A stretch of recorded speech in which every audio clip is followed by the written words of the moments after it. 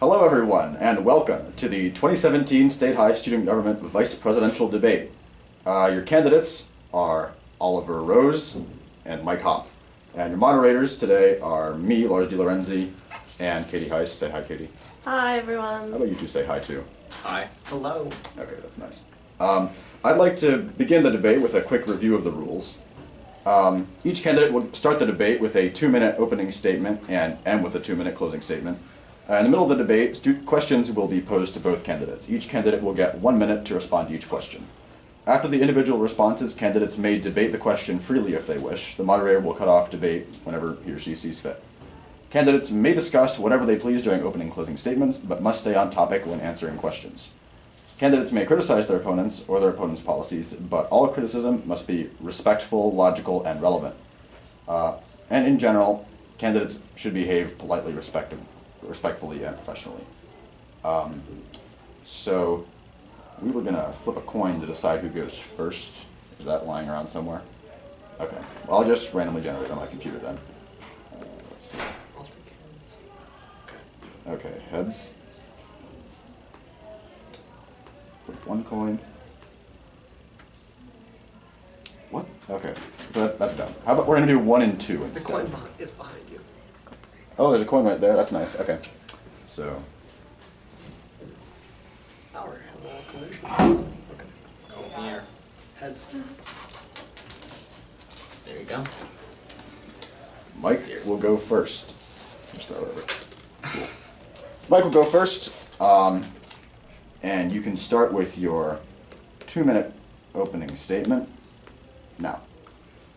Hello, student body. My name is Michael Hop. I'm running for the vice presidential candidate of the student government. I believe I have the experience necessary to run for this position, being the treasurer last year and being in leadership council before that. Other things, I just believe that I am more qualified than our candidate. Things I would like to focus on this year, funding for more clubs, as not nearly enough clubs have the proper funding. And also the World Language Program, getting to expand that. 2 very important policies to me, and 2 big reasons why I should be vice president. Thank you. Okay. Oliver. Okay, well, first let me start by thanking everyone who helped organize this debate. I'm sure I speak for both Mike and myself when I say we appreciate it a lot. So, I know for a fact that most people in this school don't believe the student government does anything significant. And my party is basically running because we want to change that. We believe that a better structure and new leadership in the student government can make it into potential that we know it has. If your student government has to tell you what they did or can't tell you what they did in the last year, then that's probably a bad sign. I think that student government should be making influential and obvious consequences for everyone in the student body. And another role of student government is outreach. And if we don't see student government getting out their message, showing the student body what they've done, and in general being productive, then that's also a bad sign.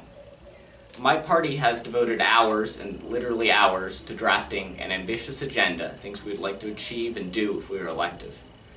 And we know that some of these things, like having students help draft the budget and things like that, may seem a little far-fetched, probably because they are.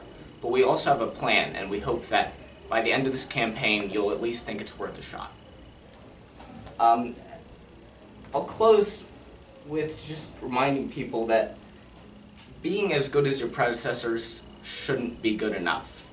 What we need right now in student government more than anything is leadership and ambition so that student government can be something special rather than just normal, boring, and, let's face it, impotent.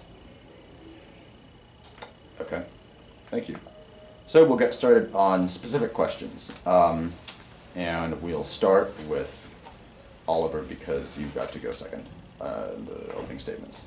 What experience do you have that makes you qualified to be vice president? And you have 1 minute. I believe very strongly the experience it took me to get on the ballot, my year in leadership council, is more than enough to be vice president. Much more important a qualification is dedication and making sure that you are committing yourself to the student body.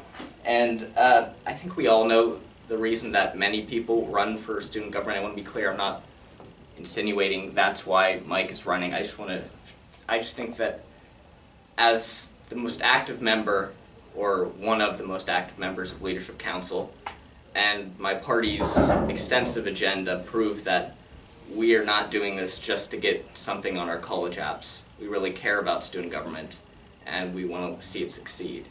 And I think showing that dedication, proving beyond a reasonable doubt that we are sincere, is the most important qualification you should consider. Okay. Mike? I believe my experience as a sophomore in Leadership Council, being one of the more active members that year, and of course being the treasurer this year, being always involved, reaching out for the student voice, meeting with people such as Dr. O'Donnell and Mr. Johnson, being on different boards such as the Student Learning Community Committee and the board to decide which clubs get funds. All of these are extremely important about experience that matters when it comes to such an important role as vice president. I believe that I have those qualifying factors to be an effective leader of the student body. Any further discussion? I don't know, could you talk a little bit more about how you have, I don't know, I guess, evolved as a member of those committees? What did those committees teach you? Well, one of the most important things those committees taught me was how to be an important leader, how to step up, be more confident in what I have to say. One of the things I learned being in Leadership Council originally my sophomore year, in the beginning, I almost never talked. I was unconfident, unsure of what I was going to say.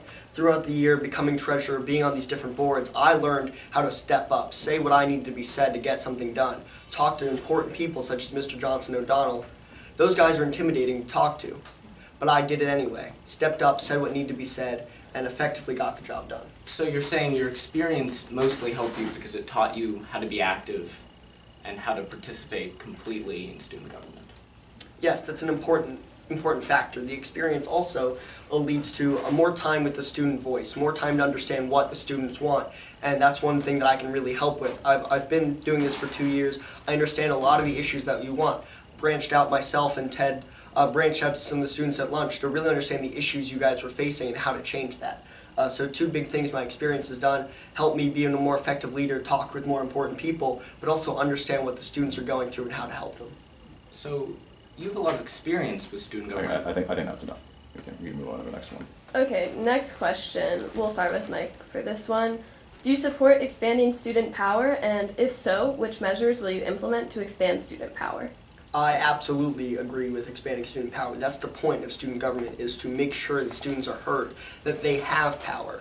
One of the main things that myself and the current administration is doing is we organize monthly meetings with Dr. O'Donnell and Mr. Johnson, along with Mr. Ruscio, the head of the student directory. So I think it is so important that we meet with students like I did in cafeterias, getting to know their issues, getting to know what they want to fix, and then reaching the people that matter of how to do that. And I think that's the most effective way of including student voice, is to actually make a change.